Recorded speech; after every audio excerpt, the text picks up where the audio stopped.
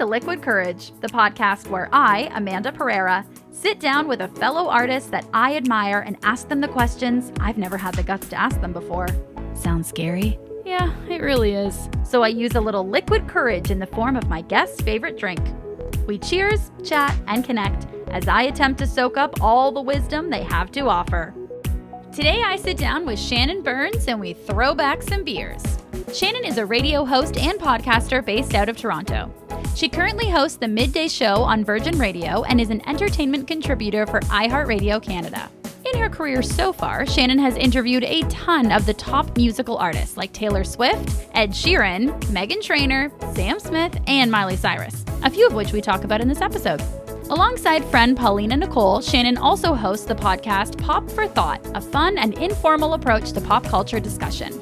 Shannon uses her platform to talk about LGBTQ+ issues and uses her personal experiences as a victim of sexual abuse to be an advocate for others. To help bring the LGBTQ+ community together, Shannon also hosts queer events around Toronto, so follow her on Instagram and TikTok for upcoming events, both of which will be linked in the episode description. So Shannon is a radio host, a podcaster, and someone I admire immensely. Hi, Shannon. Hi, how are you, Amanda? Good. Thank you so much for being on the show. I'm so excited to have you here. Thank you for having me. I'm so excited. Oh, I'm so glad. I actually, the first thing I want to just not get out of the way, but I wanted to tell you, which I've been so excited, is that I want to tell you how I know about you, which I don't know. So I don't know if you remember, go back to 2014. Whoa. So many years ago. Okay. And we both were in competition for the first ever Cineplex pre-show host. Okay, listen. I knew that you looked familiar. Like when I was looking at you online, I was like, why do I know you? And then I was like, maybe it's because we've DM'd a little bit back and forth. But I was like, I feel like we've met at one point or something, but that's what it is. That's what it is. Yes. So you Ben, and Sam, and then I was fourth. So it was like you and me were in a tight little race for a while. So I was very familiar with you. You were featured in your local newspaper for being in competition, right? Yes. I remember seeing that. Wow. Okay, I know. cool. So many years ago. So that's how I I know. You know, that's how I became knew you guys or you three, I guess, and then have just known you online since. So yeah. My Google is going off. Okay, Google, stop. She thinks we're talking to her, but we're Mine not. does all the time, It's so funny though, because I haven't that seems like a lifetime ago that all of that happened, but I'm actually going out for dinner with Sam and Ben, who I hosted the Cineplex show with next week. No We're having way. a little reunion because it's been 7 years or something since we all did that. That's so wild. Oh, that's crazy. So cute. Wow. So we go way back. You and I We are go old way friends. back, Shannon. Yeah. So far back. And I remember after thinking, because at that time you were out in Alberta, and I guess just in Ontario, whenever I went to Cineplex and saw stuff, I'm like, why am I seeing more of Ben and Sam? What about Shannon? Are we leaving her out because she's in Alberta? Or they would do stuff with Ben and Sam, physically together. Right. And no, don't leave out Shannon. So it was harder to fly me in every month, so they would get more screen time than I would, which I was very envious about. But I got to do a bunch of stuff. It was great. I was there a lot. It really all worked out for you too. It's not Yeah, it's been okay. Everything all worked out. Oh, that's so nice. Well, I've chatted with Ben and Sam over the years, so tell them I say hi. I will, dinner. Definitely. That's so fun. Sure. Okay, cool. Well, before we officially start, cheers, because I want to take a sip of this yummy little beer. Crack it open. That's satisfying, right? So satisfying. Cheers. A little ASMR over here too. I'm drinking a margarita IPA. Oh, wonderful. And it really tastes like someone put a margarita with a beer. It's by Flying Monkeys. It's I feel like I would love that. That's so nice. I'm having a Coors Light, which is my go-to beer. I just like a little light guy. And it's very hot out today, and I have no AC in my house. So this beer feels extra good. It's very hot out, and it's on the verge of thunderstorming. It's thick in the air. It's so hot. My little old dog is panting away over here. But I should tell her she should be grateful because we have AC. So come on, little lady. Let her know. Yeah, listen. Oh, and then she just coughed up a lung over here, being like, I don't care. What's your dog's name? Bella. Ah, cute. Bella. I named her when I was a teenager, and then Twilight hit, and everyone thought I named her. Oh. After Bella. Right. But whatever. Kristen That's Stewart's okay. hot. Like, I don't care. I'm like, sure. I named Yeah. her exactly after her. Like, I don't care. Kristen Stewart's character is named after your dog. Exactly. See? Mhm. And now I'm like questioning myself whether Twilight came out first. I mean, the book for sure came out first, but I'm like, did the movie? I don't know. Someone Yeah, will that's fact fine. check that and yell at Mhm. me later. Okay, so I know that you got into radio or just got into like anything career-wise because of your love of pop culture. Yes. Okay, and true. so I'm just curious, like, for you specifically, what is it about pop culture and like Hollywood movies, all that stuff that you love? What is it about that you love so much? Oh, that's a good question. Okay, so I think when I was growing up, I grew up in this like really Christian community that was really strict and like saw things like pop culture and celebrities as just really bad and sinful. So I think something about that, like knowing that it was bad, made me like interested in it more, if that makes sense. Yeah. I was like, oh, what is this thing that I like? I don't know. But there was from the get-go, like from when I was a kid, I was like watching Oprah and I loved when she had celebrities on and all these actors, and I loved movies, and I loved like connecting the dots of who the person was in each movie and things like that. My dad was a big lover of movies, so I think it comes from that. And then it really just grew from there, where I would like all of a sudden discovered like High School Musical came out and I was like, who is Zac Efron? Let me learn everything about this boy who I have a crush on. And it really, yeah, I just really got into it. And then I think from there, it's just grown and it's changed and evolved throughout the years. Like now I make a lot of TikTok videos about pop culture stories. And what I love so much about that is that it kind of feels like talking about a mutual friend that we all have. It's such a connector in a lot of ways. And things that we talk about in conversations that we have around pop culture, whether there's like a scandal that happens or like the Oscar slap, for example. There was so many conversations about that, about who was in the right, who was in the wrong, what should have happened, things like that. And then I think we have those conversations and it affects how we like communicate as people and things like that. So I just think it's such a huge connector, and it's such a great way to like meet someone at a party and be like, oh, did you hear that so-and-so's pregnant? And then they're like, oh, I had no idea. But then all of a sudden we have this connector, but we don't actually know any of the same people. So I just love it for that. And yeah, it's just great.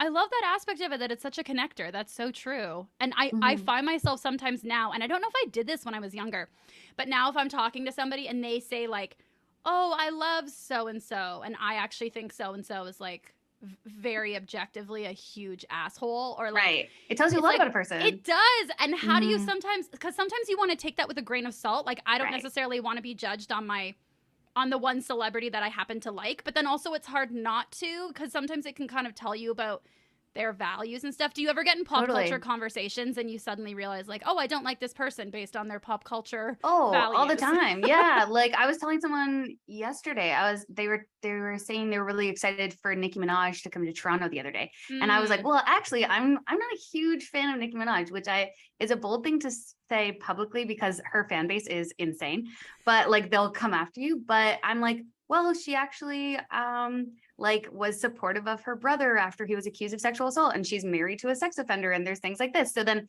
it gets into more conversations like that, you know? And then like you said, it can really like you can see where people's morals lie and who they choose to support, whether it's like music or movies and things like that. So you really do learn a lot about people through it. You do. And I didn't know any about that about Nicki Minaj. And yeah, right? I'm like, I'm just going to, I mean, I do follow your TikTok anyway, but I'm just going to keep following it because I'm going to learn all these things. Yeah. Wow. Yeah. And do you, I guess too, like, oh, I'm just thinking about this. Like, is it hard sometimes, like connecting with people? Like, I feel like you know so much more about it than so many people that you might talk to. Do you ever feel like, oh God, I don't know if people want to talk about pop culture? Like it's such a love. Yeah. Like wait till I'm done my second beer and I'll be like talking to people and I like don't care if they know or not. I'm like, you have to listen. This crazy thing happened. But that's what's so nice about having a radio show is that that's kind of my outlet for that, or like making TikTok videos about it, because it'll kind of, especially with TikTok, it'll land in the hands of the people that are interested in hearing about that stuff. And in that way, I can kind of like be not like a teacher, but because I have these random like facts about celebrities and stories that I remember and think about, then I can like turn it into something that other people will enjoy. And the best compliment that I can get is when somebody comments on a video or like is texting into the radio show or whatever and is like, oh, I didn't know that. Like, that's crazy. So that to me is like such a, like, an endorphin hit. So that's kind of what I like go after now. I'm like, okay, what can I tell people about that like they don't know? They don't like, already know. Yeah. And how do you approach interviewing a celebrity that maybe you already, like, let's say Nicki Minaj, for example, that you already like know you're not quite a fan of? How do you approach interviewing them in kind of the same way that you might approach somebody that you love or really respect?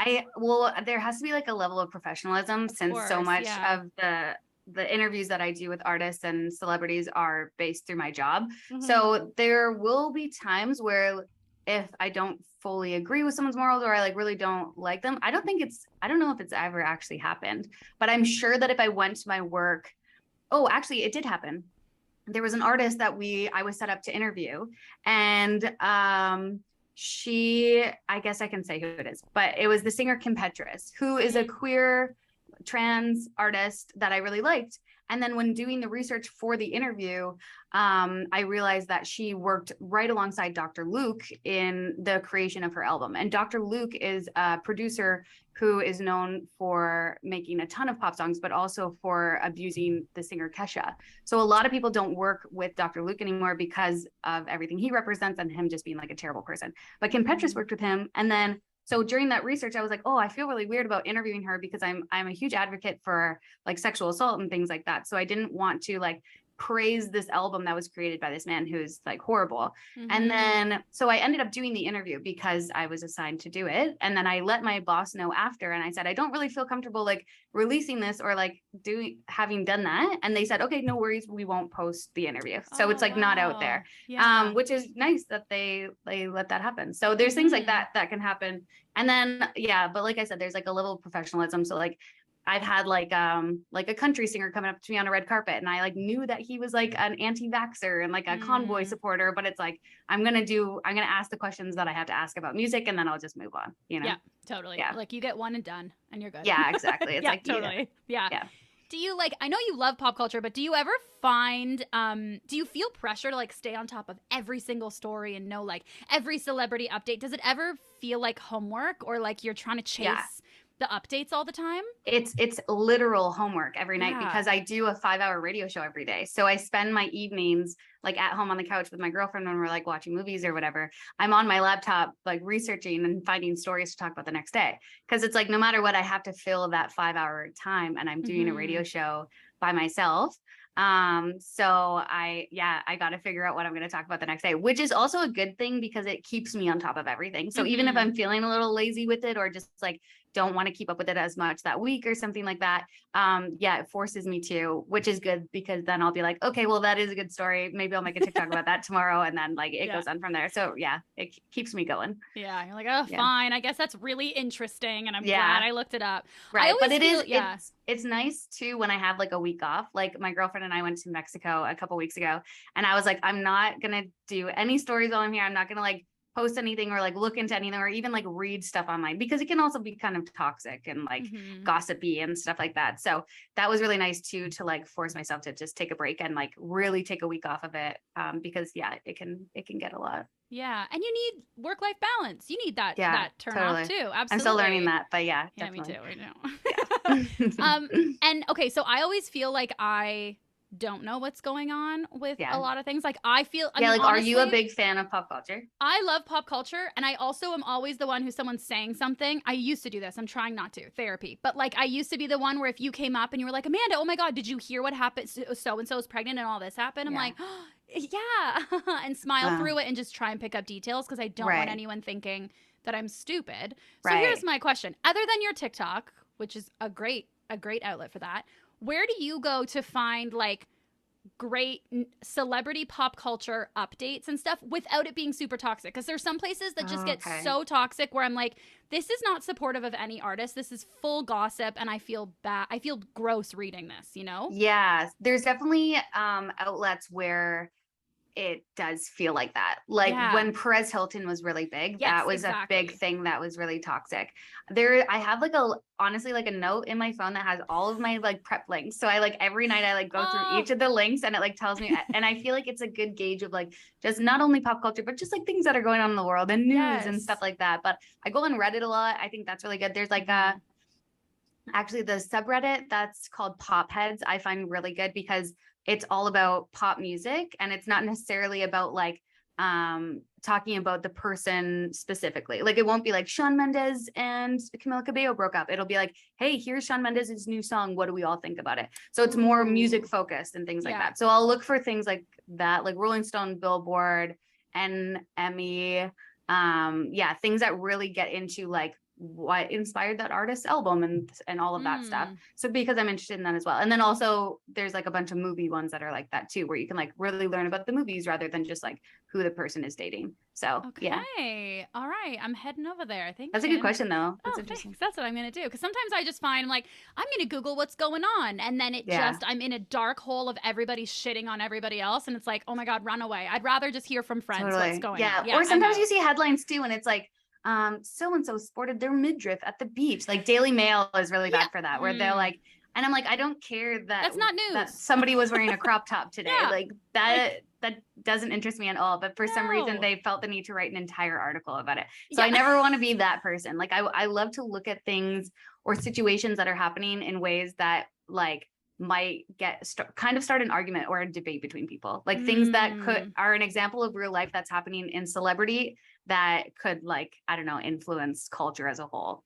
Yeah. Oh, I love that. Well, that's what I was wondering. Like, what kind of stories do you find you're drawn towards because I know there are limitations in certain guidelines and things you need to stick with in certain shows and your syndicated show, like it being, across Canada. But are there certain stories for celebrities and stuff that you're always drawn towards, like love stories? Yeah, that's a good question. Money or friendship, like what are you drawn towards? I think something personally that I just enjoy, because I'll only ever make videos about things that I like enjoy talking about. Like I don't really put myself out like talking about things that I don't know too much about, or I just, I don't know, I'm not totally educated in. But I really like looking back at like pop culture history and like how people were treated at certain times or something like that, or just like revisiting stories that I don't think got enough attention when it happened then, if that makes sense. Yeah. So I'll be like, do you guys remember that random time that like Katy Perry I just saw that. I was just watching that TikTok about the documentary where she was crying about her divorce. Oh yeah, I totally just cut you off, assuming I knew what you were talking about. But yeah, that was like when Russell Brand like broke up with her over text, and then she was bawling backstage by having to go out on stage. Like that's insane.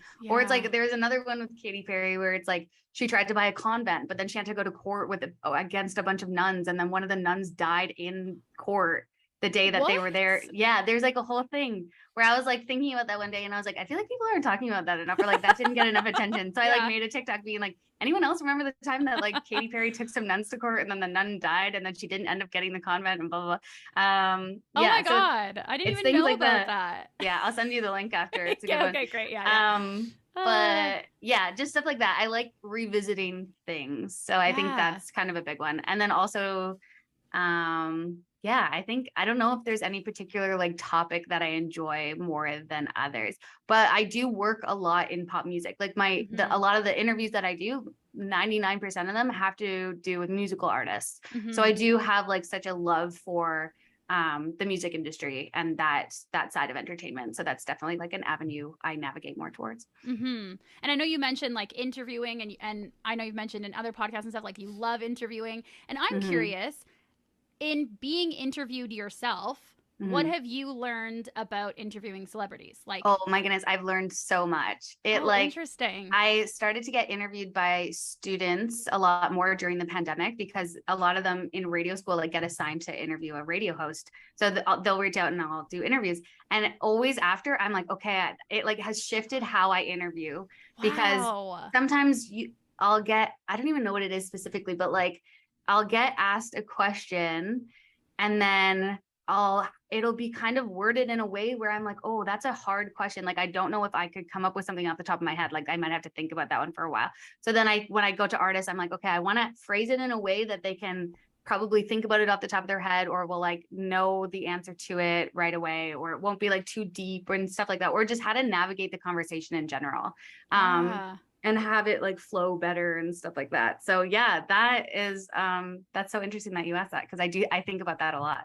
Yeah. Well, and it's such a specific, like when you're interviewing artists, and I've heard you say like you have 10 or 15 minutes, or even if it's something that's live, like it's so different than, let's say this, for example, a podcast where if you ask the guest the question, they could take 10 minutes if they want to think about the answer, and no problem, we can cut that out.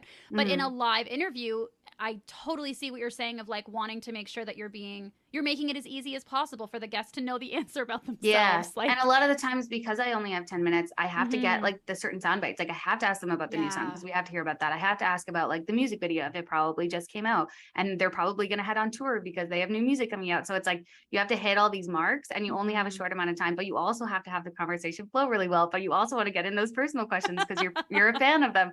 So with like you and I talking and having like an hour or whatever, I can talk about all the things that I'm into, or you can ask me all the things that you want. And then there's still time for all that other stuff. So I wish I had like an hour with every artist that I talk to, because of course, I feel like I would learn so much. Yeah. Well, listen, you just eventually just have your hour-long show, whether it's on the radio, it's on TV, it's a podcast, whatever you do, and then just bring all those people back. You just keep all those questions you didn't get to ask them in your note in your phone, and then just bring it back. Yeah. I know. I have a note in my phone for all the questions that I have to ask people that I haven't had a chance to interview yet. So I'll be like, I really want to ask Billie Eilish that. So I like have it just like in my back pocket in case I ever interview her, so I can like go to that and be ready to go. Oh my God, that's so smart. That must be like such a long list of people and questions. Like, or it's like I've interviewed them already and I'm like, damn it, why didn't I ask them about that? So I'm like, okay, next time I interview them. And then it's a good way to like manifest too. Because I'm like, if I start to prep for the interview, then that'll help me maybe get that interview one day. Yeah. Absolutely. Hi, Billie Eilish. If anyone's Billie. Hi, she's a listener. Billie Eilish. Phineas, I've already interviewed him. So I'm like, can you just call Billie and put her on? Yeah. Oh, that's already a connector. That's perfect. Yeah, right? Yeah. Oh my God, that sounds so fun. I think it's so awesome that you've been able to take like your passion and your love, like pop culture and radio and interviewing people, and turn it into your career. Like that's the dream. I feel so grateful that I have ended up in this position. Yeah, I think it's amazing. Well, and worked for it. Ended up, but worked for it, because worked very hard. Yeah, we just have to. Everyone has to remind each other of that, you know. Yeah. How do you make sure to protect the love for it and that it doesn't turn into work? Because sometimes when you turn your love into work, it can suck all that fun out of it. How do you protect that? Taking breaks. Like if I find that because TikTok can be a pretty toxic place. So if I find that it's making me unhappy, then I'll stop. And I didn't allow myself to do that for a really long time because I felt like I had to post one every day and I had to keep it up and all these things. But now it's just like, I have to take care of myself first. And I know that if I'm miserable doing it, I'm not going to enjoy it. And then the end result isn't going to be as good. Totally. So really just like giving myself time to like just not look at comments or look at my phone for a day, or just really do something else that's like not related to being on a screen. Like I was dating my girlfriend for 2 years long distance when we first started dating. So we were always on FaceTime like 24 hours a day, or like if I wasn't at work looking at a screen, I was at home looking at a screen. And that really got to me too, because especially I'd have her in the corner and I'm like looking up things online and like writing TikToks and whatever. So then I think now she's lived here in Canada with me for about 2 months, and I've really grown to appreciate again just like living experiences and like spending the night not on the computer and stuff like that. So I think that is really important. And then also just like making sure that I'm having fun, because as soon as I start to really feel like it's work, I know that I'm like working myself too hard and stuff like that. So I really enjoy what I'm doing and what I do for a living. So as long as I can like remind myself of that and do things that I enjoy, or like mix up my show and do different things so that I don't get bored of it and stuff like that. Oh, that's great. Like reminding yourself kind of like why you got into it and what you love about it. Yeah. Like sometimes I get stressed out about work, and then I'm like, I'm stressed out because I've like can't come up with another like pop culture story to talk about, or like something relatable about my life, where like I'm like, there's nurses who have been like worked to the ground throughout the pandemic who are stressed, like real stressed. So then I have to remind myself, like, this is not real. Like this is all for fun and it's for entertainment. So it's like I can't get too stressed over that, you know? Yeah. Oh, I love just giving a perspective shift. I mean, even if I get stressed about like interviewing somebody for the pod, I'll remind myself like, I'm choosing that they're there. It's going to be fun. Totally. Like, they're willingly doing it with you. Yeah. Like they also want to be there. So it's just, and you're doing it again for entertainment value to like brighten someone else's day. So how great is that we get to do that, right? It's so freaking great. It's so great. It great. really is. Yeah. And I get paid for it.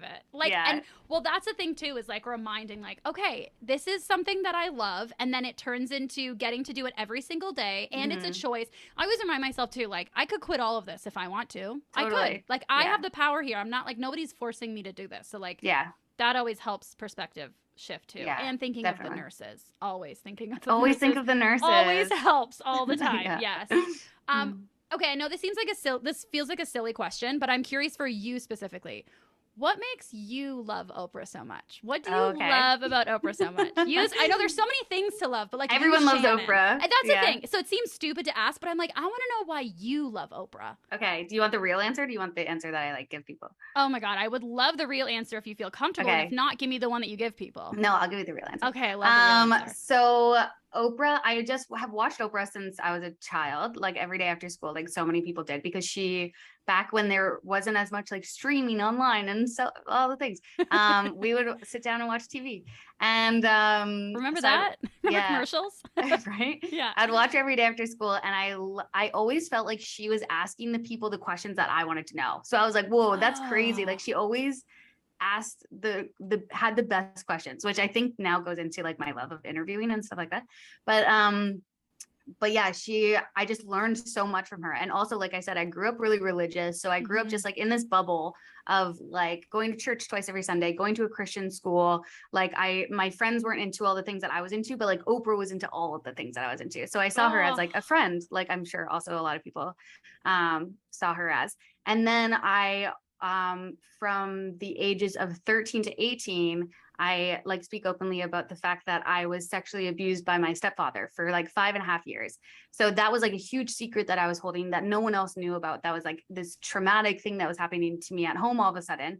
And Oprah had so many episodes on sexual abuse because she was sexually abused when she was younger. So I immediately could relate to her on that level. And because she was sexually abused and she knew that it was such a common thing, she had over 200 episodes of her show that would talk about it. So there were so many episodes that I caught where I felt like she was speaking right to me and like giving me advice on this thing that I couldn't talk to anyone else about. So because of her, I was so aware of what was happening to me. And it allowed me to do like a lot of research on my own while it was happening to really make sure that I wasn't like too fucked up after it was all over. So I credit her to the fact that I feel like I'm okay after going through like such a traumatic thing. So to give you like the not super fun answer as to why I love Oprah so much.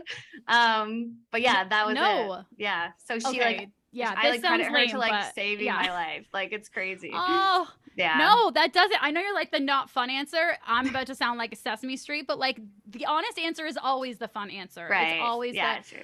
Wow. And even just to hear you, so from 13 to 18, and then to hear you say at that time, like it helped me make sure that I wasn't going to be too fucked up. Like at that age, almost like giving yourself therapy, almost like seeing forward and being like, okay, I know what's happening right now. And it's a very, I was like, I don't know how to get out of it, but I know that it can like really screw people up. So then I was like, I'm going to figure out how to like use this to help me later in life and like not let this like kill me, like not let this ruin me. So I actually got to meet Oprah a couple years ago and then I told her everything.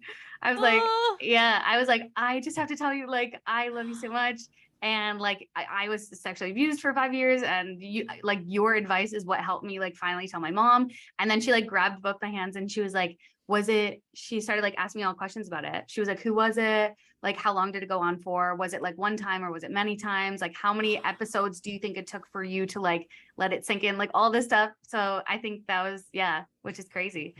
So. Wow. I just got chills when you're saying like all the questions and stuff. She asked, like, that's so generous. I mean, I'm not surprised. I was like Oprah, bawling my eyes out. Yeah. It was just so nice that she like asked about it, which I'm sure she has so many people that come up to her for that because she's helped so many people. So it was nice that she like gave me a few minutes of her time, which is wild. So, and I always like, that was number one thing on my bucket list was to like thank Oprah for helping me. And then I got to do it. So it's crazy. Oh my God. Well, and now like, theoretically, because you do speak about your story and stuff too, like that, you could have somebody meet you one day and be like, hey, you did this. You could have an Oprah moment opposite with somebody where they're telling you. That is what inspired me to talk so openly about it, because anytime I do, people always will reach out and be like, thank you for speaking about it, because I either don't want to speak about it or I just like don't know who to relate to on it. So yeah. Wow. That's amazing and beautiful. And also I imagine can be potentially really heavy for you to like hold space for all those people's like grief and pain and also relief and all the beautiful things. But how do you make sure that you don't take a lot of that on or home with you like that, that you don't hold everybody else's stories? Yeah, it seems like it would be hard, but it really helps me. Like, I think hearing from other people that they can relate to me is just me now relating to them. So it's like finally having those people that I can talk to. And it's always weird to relate to someone on such a horrific thing. But it feels really healing for me to talk to people about it. And also for me, it was really this like huge secret that I had for so long that I couldn't talk to anyone about. Like, I would practice saying it out loud alone in my room because I like didn't know how to vocalize it. So so because it was this huge secret, being able to talk about it right now is such a blessing. Like, it's so crazy because I never thought that I would get to the point in my life where I could. So for me, it's just like the whole thing is it helps me a lot. Wow. Do you ever find that in conversations where you're talking to other people about it, or you're telling people for the first time or not the first time, do you ever find yourself like almost,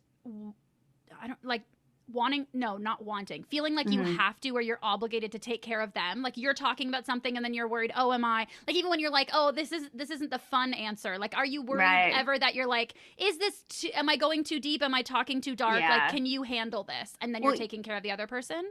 Yeah, almost. Or I'm almost kind of, it's not that I'm embarrassed, but I don't ever want it to seem like I'm like trying to seek attention or like to, I don't know, like gain sympathy or anything like that. So I think it's only like whenever people message me or reach out to me and they're just like, I'm so sorry that you went through this and blah, blah, blah. Then when I have to be like, no, it's okay, blah, blah, blah, then it feels like it takes a little bit more energy.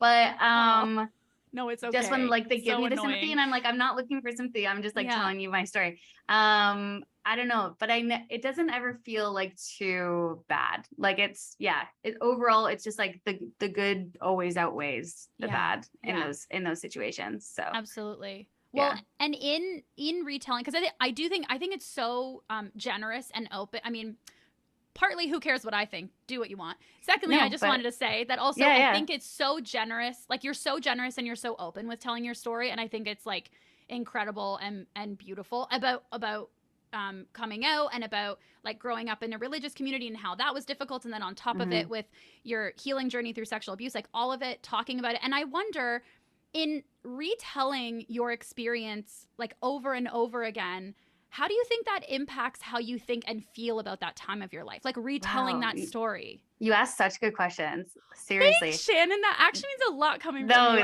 That's really great. I think so. I have to be careful that I'm not retelling things because I've already told them. Like I have to be careful that I'm not like forming a fake story or something, that I'm like remembering all the details or like telling it in the best way that I can tell it, I guess. Cause it is like the abuse, for example, took place over such a long period of time. So when I sum it up in like a 20-minute speech that I'm giving you or something, I have to like really think about how I'm telling it. And then also when it comes to like growing up really religious and like being gay and all of that stuff, like I've had conversations with my family where they still feel like they're kind of on the other side of it, where they're still very involved in the church and they're very like, they're not totally accepting of me being gay. So like when I speak about my family and things like that and on podcasts and stuff, and then they hear it, sometimes they get offended because they think like, oh, you're only telling your side of the story, but that's the only side that I have to tell. Like that I can only speak from my own experiences, but they think because they almost see it as like an attack sometimes because they don't have the opportunity to express their side of the story. So that can be a little bit difficult when telling the story because I don't want to offend anyone. And I didn't speak out about being gay online even until like a couple years ago out of respect for my family because they didn't like me talking about it. But then I got to a point where I was like, this is who I am. And I am like not sharing my whole story and it feels weird.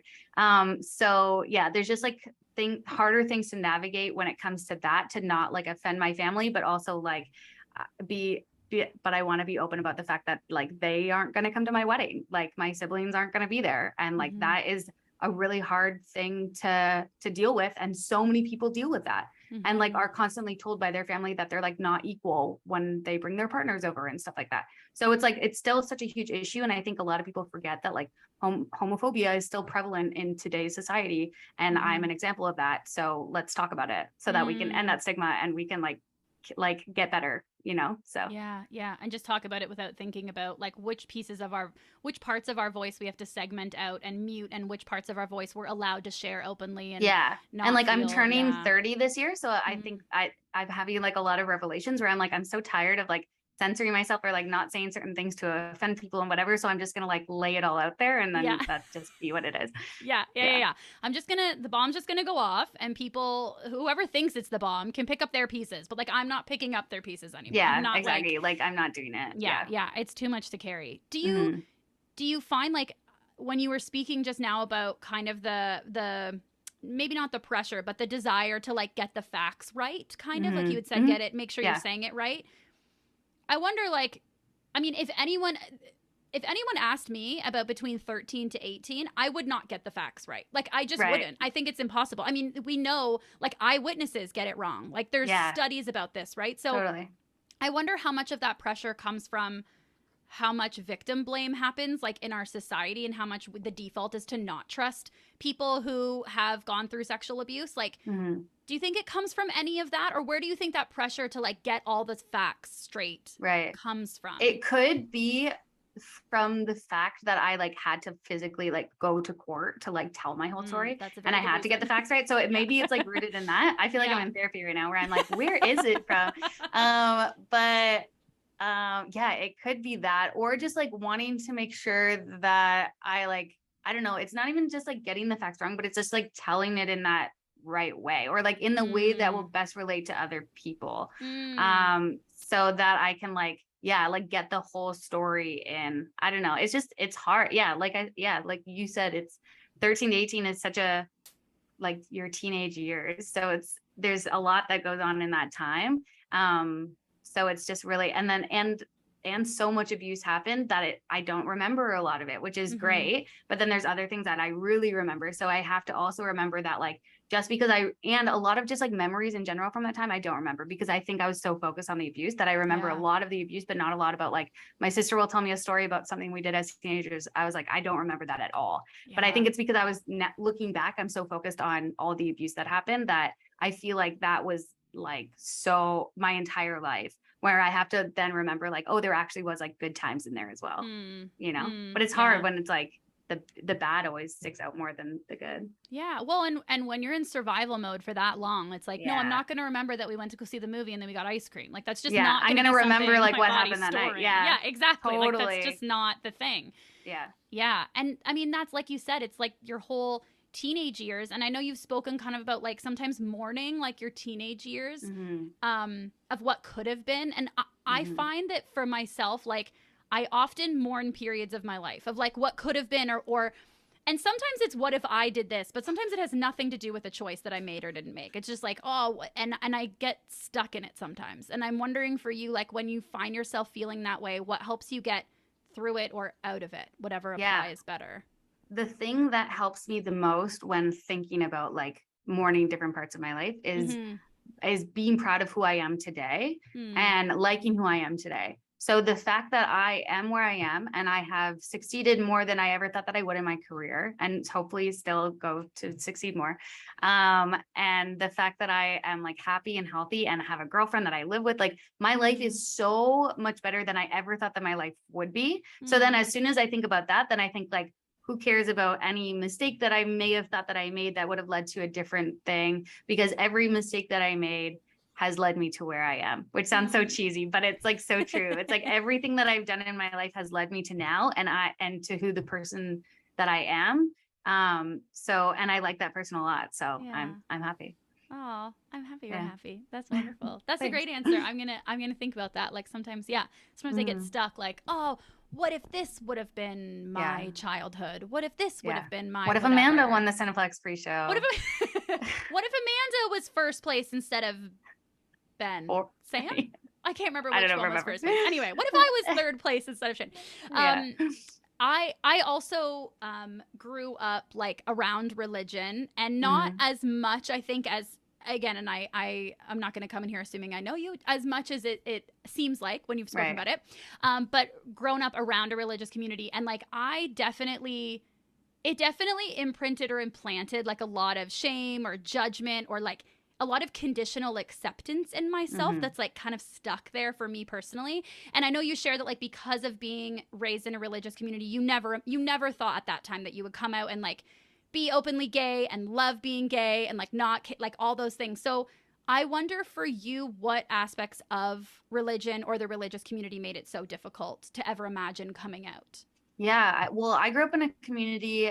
The denomination is called Canadian Reformed Christianity. It's like it mainly consists of Dutch people that formed a church after World War II, after they came over to Canada. So it's a lot of Dutch people, like very much so. It's a close knit, tight community where like there's not a lot of new people that enter unless you're like Dutch. They're very Dutch proud. So I grew up in that religion, and part of the religion believes that you can be born gay, but you can't act on it.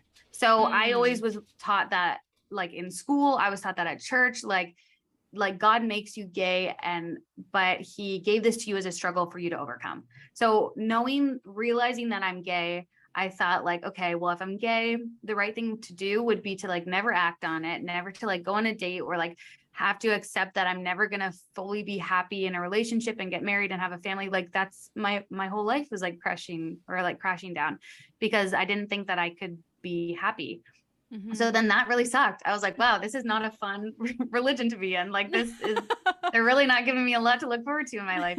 And then a lot of it too was like, well, you can learn to love a man. And then I thought like, maybe I will just like force myself to marry a man. But then I thought that's not going to be fair to him because I'm just going to be lying. And then down the road, I eventually will probably just be so unhappy that I'll leave. And then you can't get divorced either in the church. So it's like, what am I going to do then? So there really just was like not a lot of options for me.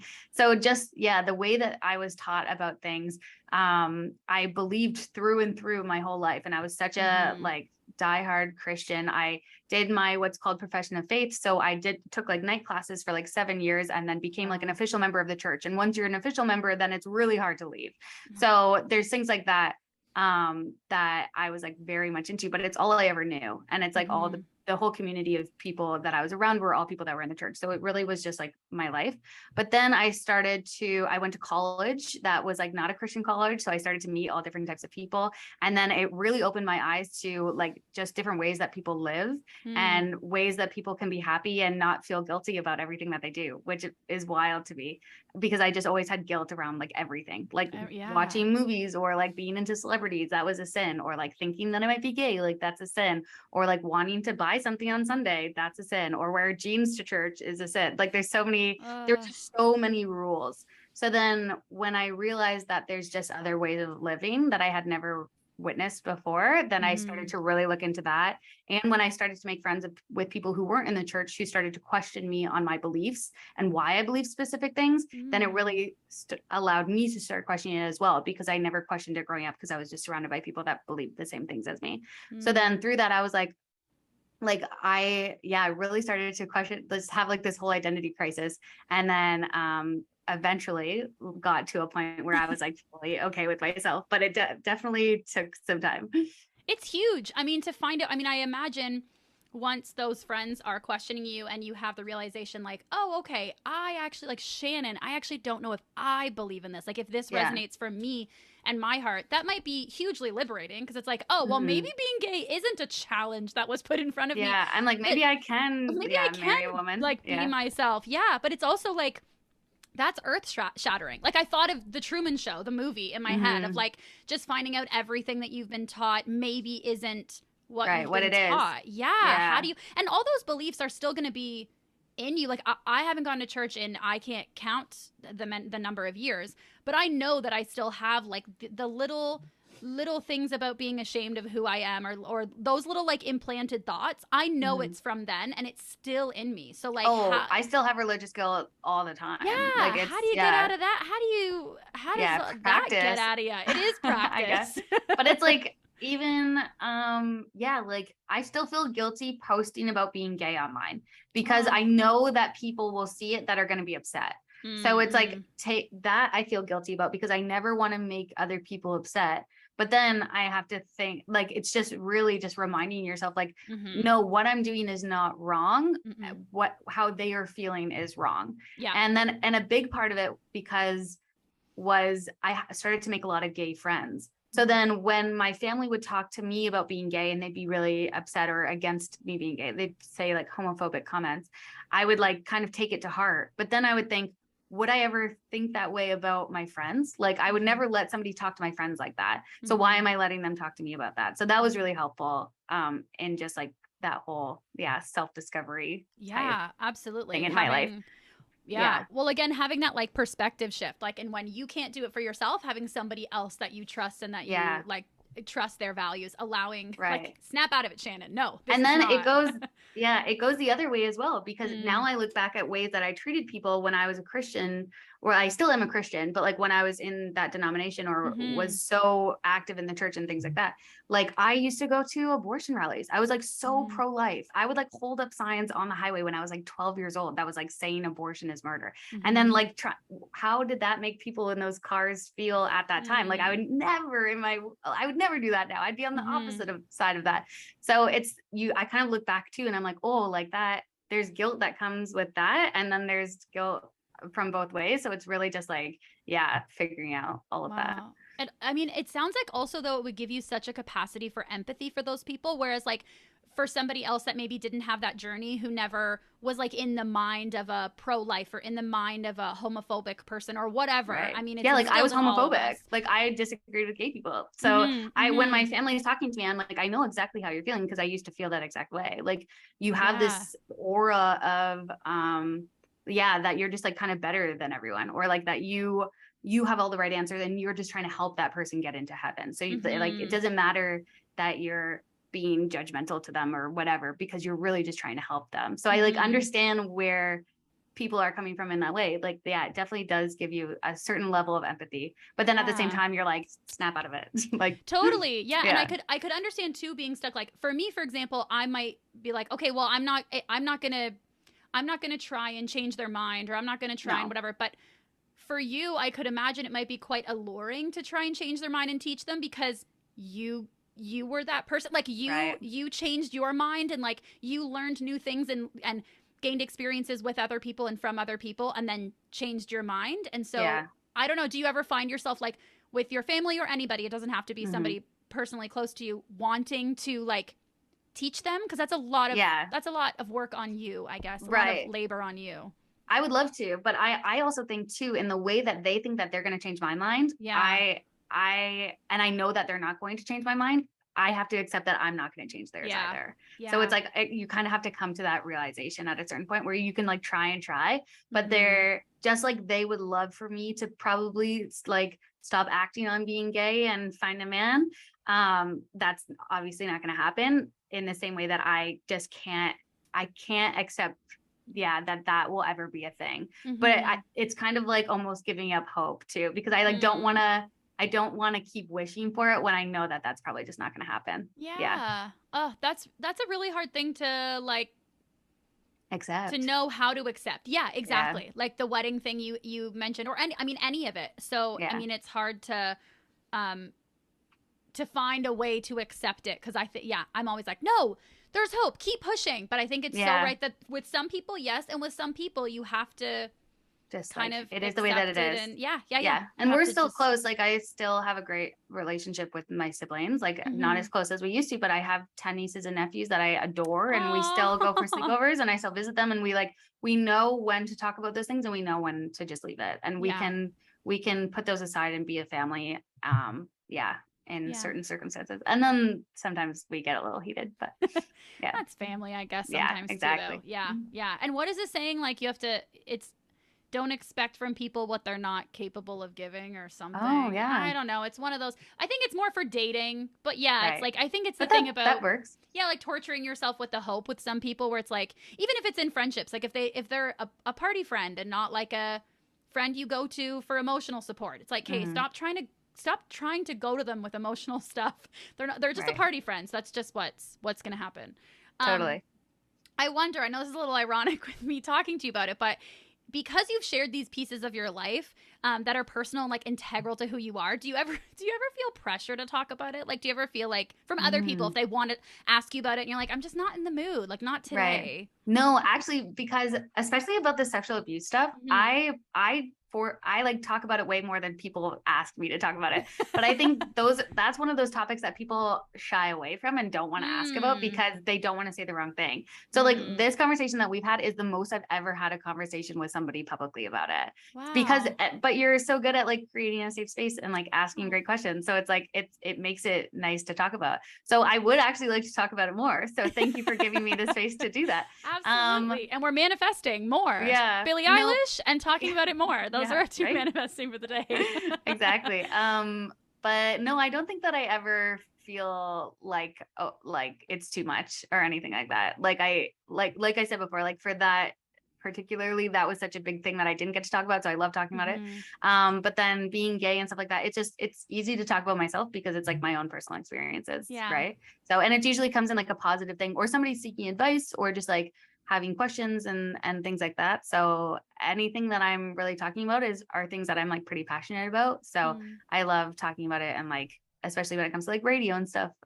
I love nerding out about radio. So whenever people have questions about that, I'm like, yeah, let's go. Let's talk about it. Pop culture, radio, sexual abuse, coming out, gay. I've like created my own. Yeah. Those are all your subreddits. Those are like Shannon, and then their subreddits. Yeah. And like pick one. Let's go. Yeah, let's pick one. I'm so glad that you felt comfortable in this space. And I do really think that it's important. Like, I think everybody's walking around with their certain things that like they're not sure if other people will hold space for. And it's important in areas that you hold space for other people. Like you can handle it. Like I'm talking to myself. I can handle, because I think some people, when they shy away from it and stuff, and I get it. If it's triggering to them, I totally understand. Totally. That's a different, for sure. Totally different conversation. Yeah.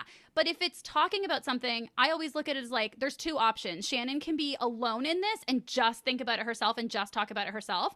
Or we can both hold the bowl. Like you hold it by yourself or we can both hold it. And if you can hold it by yourself, I can handle fucking holding half the bowl. Like, come on, people. That's so nice. Yeah. That's a great way to look at that. Yeah. Which is why I like the other day was the anniversary of when I was sexually abused, like of the day that I told my mom. So every year I do something to commemorate, and every year I've started to do like kind of like an AMA, like ask me anything on my Instagram, where I like you anonymously or not, you can just like ask me any question that you have about it. And sometimes people ask like kind of inappropriate questions and stuff like that, but it's because I know that they're thinking it. So if I can be the person that can answer that, then maybe they won't go to someone and ask them that inappropriate question or something like that. So yeah, I like creating that space for people too. And it's really generous of you to create the space where like you can even educate them if you have the capacity at that time to be like, this actually might borderline an inappropriate question. For me, it is. For someone else, just a heads up. Yeah, don't ask someone else's. Exactly. Yeah. Heads up. I'll answer this or not, but not good right now. Totally. Yeah, and it teaches me a lot about myself too, or just like how people think in general. Like what I learned this year is that a lot of people tie my sexuality to the fact that I was abused and like think that one has to do with the other. So there was a lot of questions that were tied to that. So that was, it was nice to be able to like clear some of those things up and know that people are thinking that. Yeah. That is a very, very old myth, people. Yeah, that is not true. Yeah. I remember being even really young and hearing that myth and being like, that's fucking stupid. Like, what are you it doesn't make about? sense if you like get down to it. Yeah. No, not at all. It doesn't make sense. No.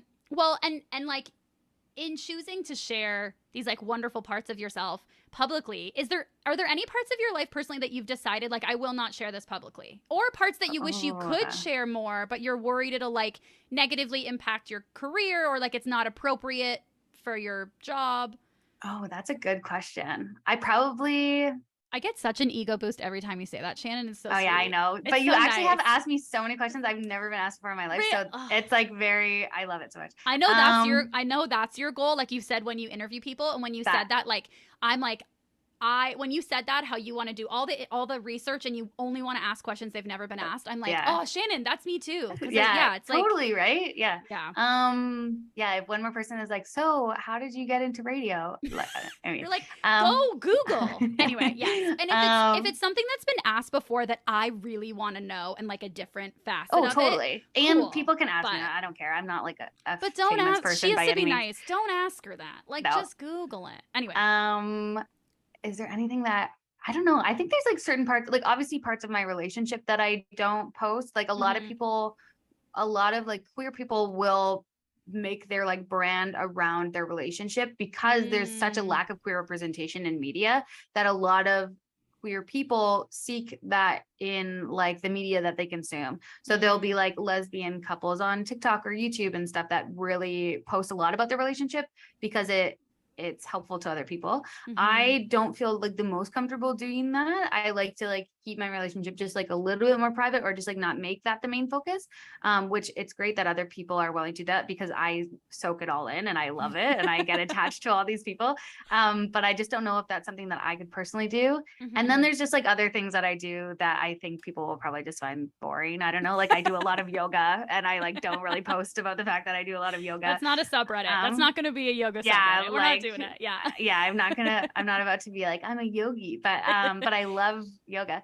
Yeah, things like that. So, but for the most part, I'm like pretty open. I think like I'm pretty like authentic on air, and I put everything out there, which I'm lucky enough to do. And I feel like, yeah, like who I am online is pretty much what you're going to get. So yeah, there's not too much. Okay, so on a very, very small scale, when I started this podcast and then I was having these conversations with people, I became aware like, oh, I'm putting on a recording some more personal things about myself that like I haven't ever really like put out publicly, or that or that otherwise maybe wouldn't be.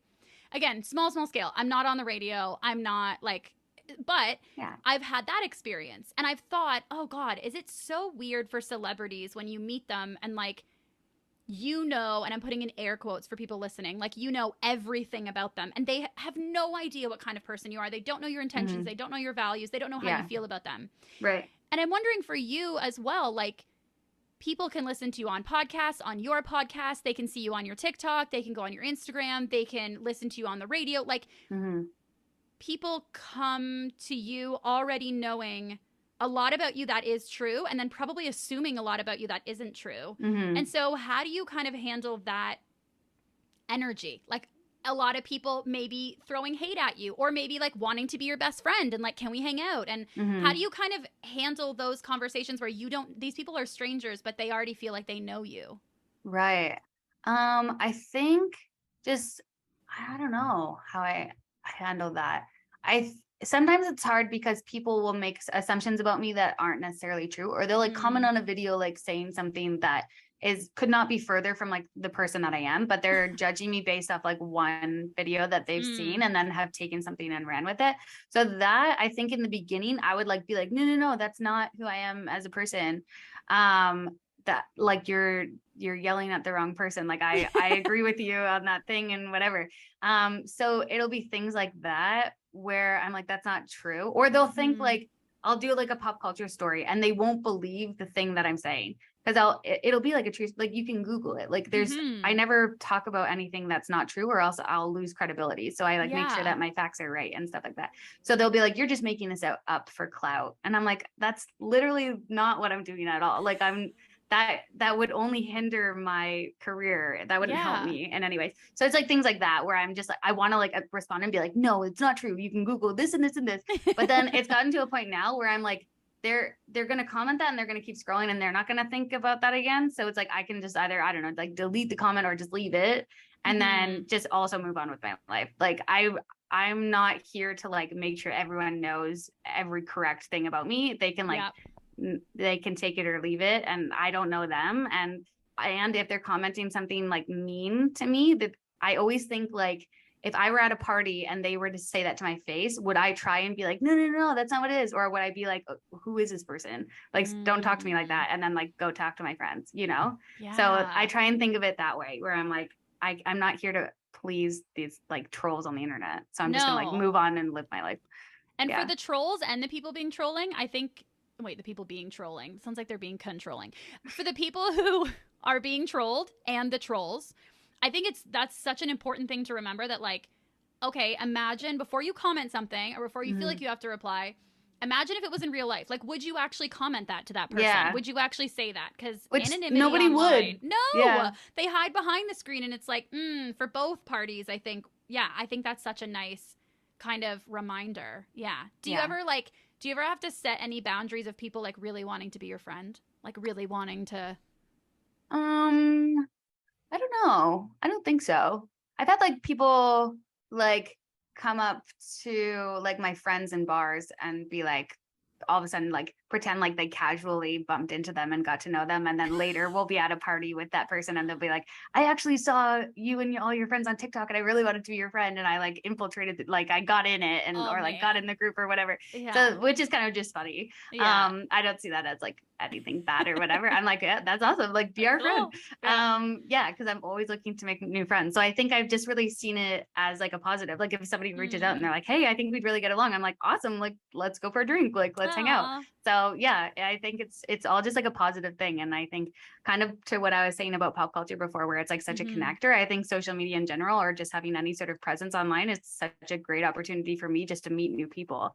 And like, and during the pandemic, it was so nice. I was connecting with like people all over the world who had like similar interests to me. So I just see it. Yeah, it's like such a blessing. Oh, I love that. I love your filter, Shannon. Like your now, because we can see each other, filter seems like I'm talking about like Instagram filter or whatever, but just like the filter switch from your brain out of your mouth. It's just or how you see the world. Perspective. It's just it's your perspective. It's just it's really lovely and contagious, and it's very kind. Thank you. Okay, so I would love to sort of wrap up with like a little game kind of. Yay. So it's similar to the TikTok trend where like the song is like stir fry sped up or something. But the one where you're like, and for listeners, where you're like given a description like, oh, the coolest celebrity you've ever met, and then you show them really quickly on your phone. Oh, the phone thing. I've done that time. Yeah. And I know you've already done it. Exactly. So I'm not going to ask you any of those. But I was just going to give you a description like that, and then you tell me which celebrity you've interviewed you would answer for that question. Does that make sense? Okay, yeah. No, I feel like that was the most convoluted way for me to say that. I understand it, I think. You're going to like give a thing, and then I'm going to tell you the celebrity that's aligned with the thing. Yes. Okay, I'm going to give you the thing, and then you're going to say instead of say the thing, phone, and then the basically. thing. Yeah. Okay. Okay, great. So out of all the celebrities you've interviewed, who was the celebrity that was the most different than you expected them to be? Oh, good question. Okay, wait. Can I be dumb for a second? I'm gonna pull up a list of people because I write them down because sometimes I forget. Yes. No, I was actually just gonna say, like, do you want to pull up your notes thing? Because I have lists for everything. I'm such a list person. Oh my God, me too. Okay. Oh, who is the most different than I thought that they would be? That is such a good one. And this can be good, bad, or neutral. Like, it doesn't have to be like, oh, I thought they'd be great and they were an asshole. It's just like, who did you think, who's the most different than what you expected them to be? Right. I think who was most different? I think Camila Cabello. Oh, interesting. And I think and I don't like to judge people based off on conversation because people have bad days all the time, but she was someone that was really just did not want to be there. Aww. And that's totally okay because you never know what's going on in someone's life, like ever. So I'm never gonna like blame. And I don't know, you meet a celebrity and all of a sudden you have to jive and you have to like have a great conversation for 10 minutes and then that's it, and like be best friends. So it's a hard thing to do. So, but she was someone that I was like kind of like bummed after because I was like, damn it, I like love your music and you gave me like absolutely nothing. And you like, I could very much tell that you did not want to be there, and that's whatever. But anyways, Camila, that one surprised me because I thought she'd be like super sweet, but that's okay. Sometimes I think about like, if I'm like driving and I'm like picking my nose, or I like pick a wedgie, or I'm like having a really bad day or having horrible period cramps, I'm like, God, I would suck as a celebrity right now because I just totally like, you know, but you can't expect them to be on all the time. And like doing back-to-back interviews, it's a lot, and they're all overworked. So I don't blame any of them. No, and you also didn't sound like you were blaming her at all. I think about that, I'm like, oh man, what was she doing that day? You know? Did she miss a movie? I'm like, were her and Sean in a fight? Like, oh my God, okay? I thought that too. And I was gonna say it. I'm like, oh my God, look at me knowing some pop culture with Shannon. Like, yeah, there you go. Totally. Okay, so out of the celebrities you've interviewed, who was biggest crush celebrity?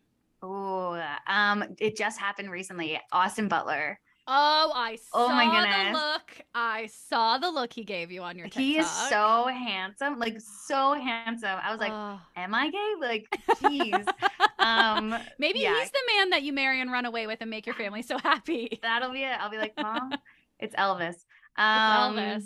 Yeah, he was one where like my girlfriend had to hear about it for a while. I was like, he is just so dreamy. So yeah.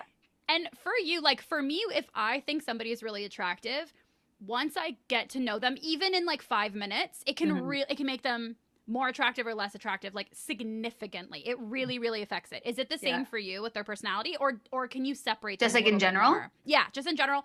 With or can celebrities? you separate it a little bit more with celebrities, with real people, like I find it with everybody. I have thought a celebrity is so hot, and then I watch them in an interview again, like.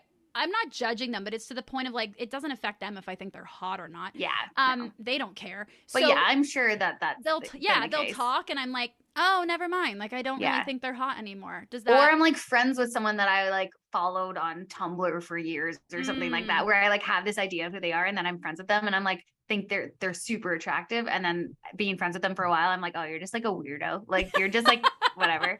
So there's things like that where you're like, oh yeah, you're hot, but like also like, yeah. Yeah. Did Austin Butler's like personality make him hotter? Well, okay, so people bugged him for because he played Elvis in the new Elvis movie, and he still has like the Elvis voice because he lived as that character for like 2 years. So he said it's like hard to let go of that. And a lot of people were making fun of him online for having that voice still.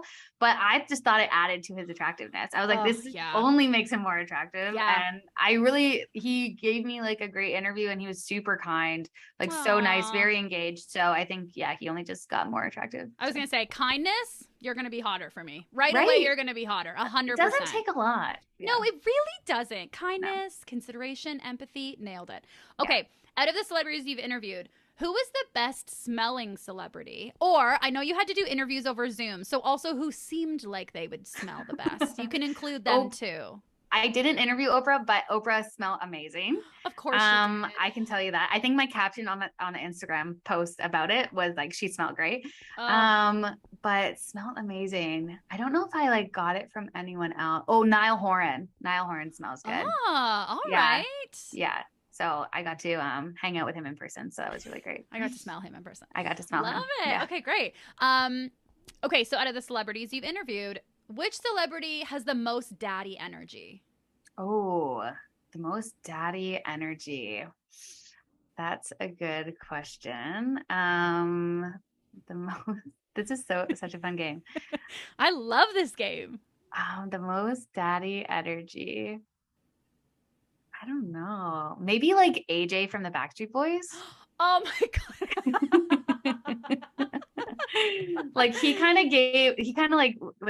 just, I don't know, had daddy energy. He had daddy vibes. I would not have thought of him, but as soon as you said, I'm like, oh my God, I feel like he has daddy energy, but also that like he knows, like that's his MO. He's like, I am daddy energy. Right. That's my goal for the day is I'm daddy energy. Like vibe.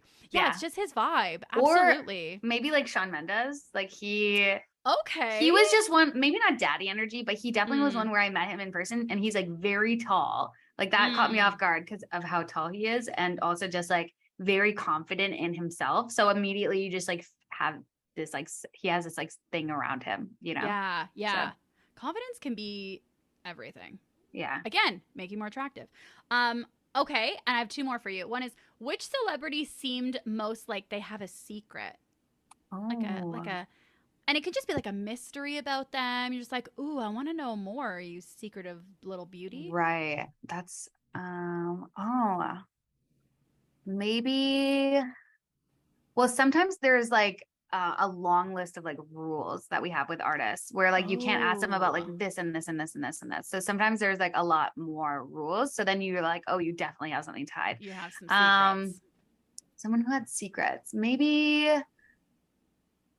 I don't know.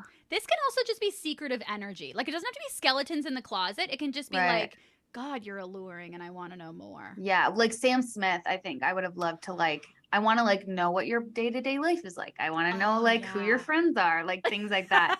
So talking to them, I was like, could only to ask about music, but I was like, I have so much, like, who are you dating? Like, do you drink coffee in the morning? Do you like fleece blankets? Like, but I think that also is rooted in the fact that I just really want to be friends with them. And I'm like, let's hang out and tell me everything about your life. So that could be more on me than them.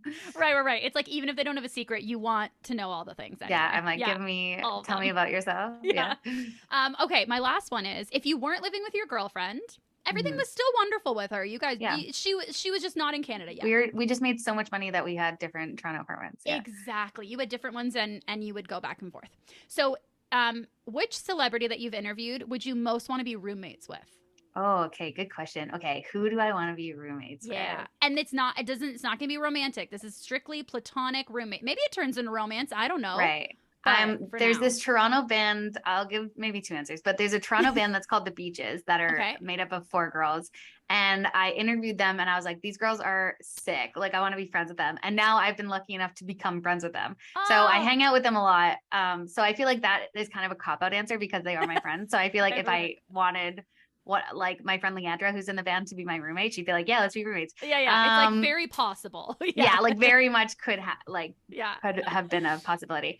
Who do I want to live with? Maybe like, Taylor Swift. I've interviewed Taylor Swift. So Taylor Swift. I just feel like she has a great sense of like style and like, I bet she's very clean, you know, like she would make sure there's no dishes in the sink. Yeah. And I feel like she would always have freshly baked like muffins and stuff in the morning. For sure. She would like come home from tour and like be baking. Yeah, you know? She would just be baking where I would just be sleeping. The documentary, what is it? American Girl. That's Americana. Right. Americana. Thank you. I was like American Girl. That doesn't sound right.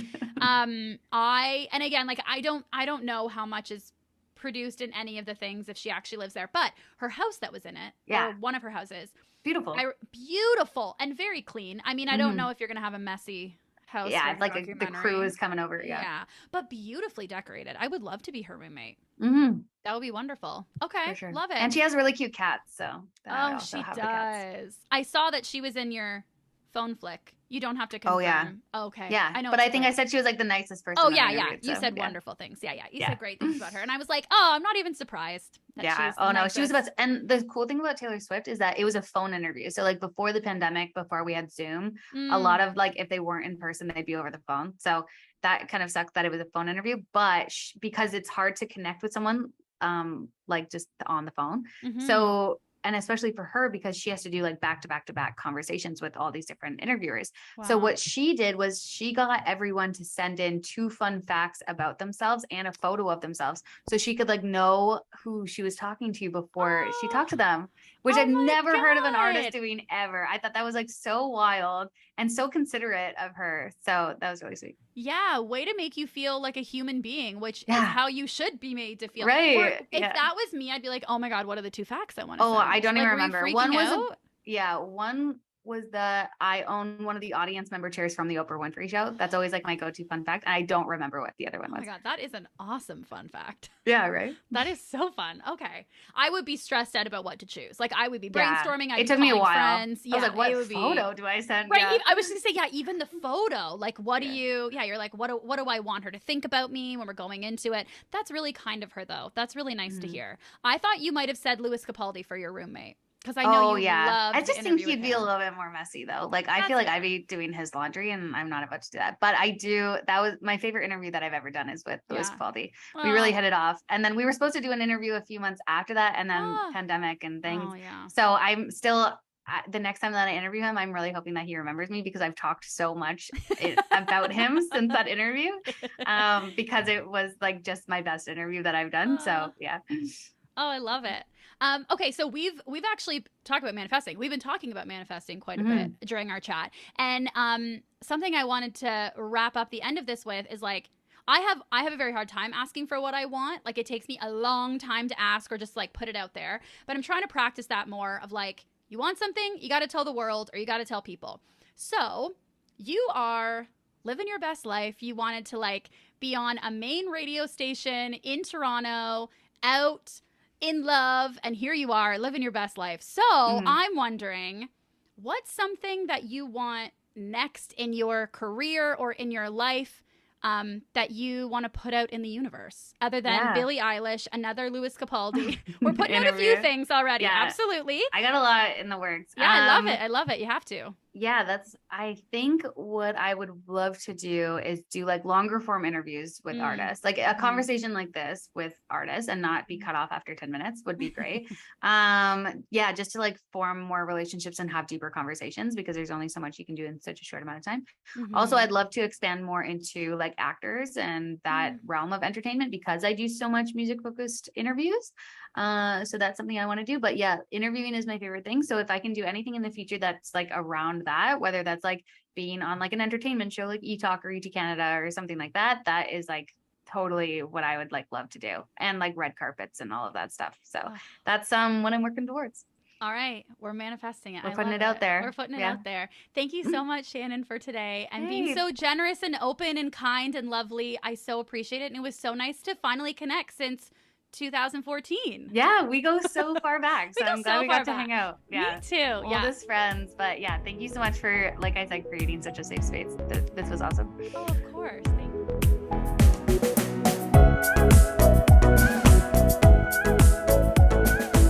Thank you so much for watching this episode of the Liquid Courage podcast. If you liked what you saw and you're looking to support the show, here's a few ways you can help. You can leave the show a 5-star rating and review on Apple Podcasts, or you can follow the show on Instagram and TikTok at Liquid Courage Podcast. Or, and best of all, you can tell a friend about the show. Tell a family member, tell a coworker, post about your favorite episode online. Spread the word. That really is the best way to help support the show and help it grow. Did I just rhyme? Okay, until the next episode, cheers!